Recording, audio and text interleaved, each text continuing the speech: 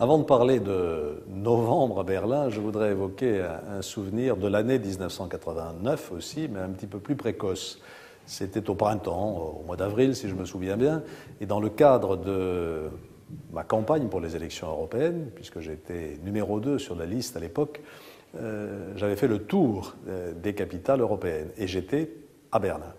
Et je me souviens très très bien d'avoir été déposer une gerbe de fleurs au pied du mur, à l'endroit où, quelques semaines auparavant, un Allemand de l'Est s'était fait abattre par les Wopo, la police de l'Allemagne de l'Est, alors qu'il tentait de franchir le mur. Donc j'entendais récemment qu'il n'y avait plus de problème de franchissement du mur, c'était inexact. Quelques mois avant le mois de novembre, il y avait encore des gens qui se faisaient tuer en essayant de partir vers la liberté. Et puis le deuxième souvenir, c'est évidemment en novembre, le 9 novembre, où j'étais là avec une délégation du RPR à l'époque. Il y avait Nicolas Sarkozy, il y avait d'autres membres de la délégation, il y avait des membres de l'UDF aussi, Alain Madelin, si je me souviens bien.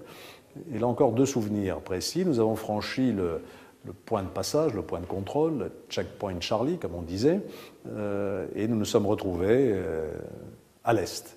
Et là, il faisait froid. Nous avons commencé à discuter avec des gens dans la rue, et notamment avec un militaire qui montait la garde. Il était frigorifié, et pourtant il avait un large sourire sur son visage. Je me souviens qu'on m'a posé la question, mais pourquoi souriez-vous? Et la réponse, je l'ai encore dans l'esprit, eh bien parce que demain, pour la première fois de ma vie, je vais à l'ouest, disait-il avec un bonheur communicatif. L'autre souvenir, c'est au retour de l'est vers l'ouest, on refranchit Checkpoint Charlie, et là j'entends des coups de marteau. On s'arrête avec notre minibus et on voit une famille avec qui on discute. Ils venaient de Hambourg. Ils étaient en train de détacher à coups de piolet des petits des petits bouts du mur pour les ramener chez eux. J'ai vu tout un symbole de cette espèce d'appropriation des Allemands qui contribuaient, chacun à leur place, à la démolition du mur. Politiquement, bien sûr, rien n'était joué ce jour-là. Il y avait encore beaucoup d'incertitudes chez beaucoup de commentateurs sur le processus de réunification.